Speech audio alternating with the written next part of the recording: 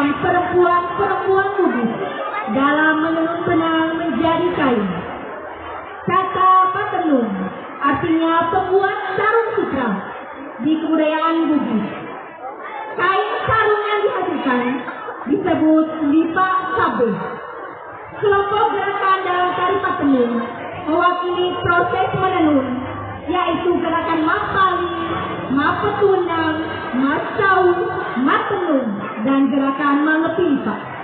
Aksesoris yang digunakan oleh penari diantaranya 3 rok pedong atau gelang, genoma kuning atau kalung bersusun, simak teyak, bangkara atau anting-anting, patepo, pinang goyang, dan bunga-bunga. Kostum yang digunakan adalah pakaian adat khas Sulawesi Selatan, yaitu baju bodo dan lipas sabe. Dewan juri yang terhormat serta hadirin yang berbahagia. Inilah penampilan putri-putri kami dari SDN 143 dan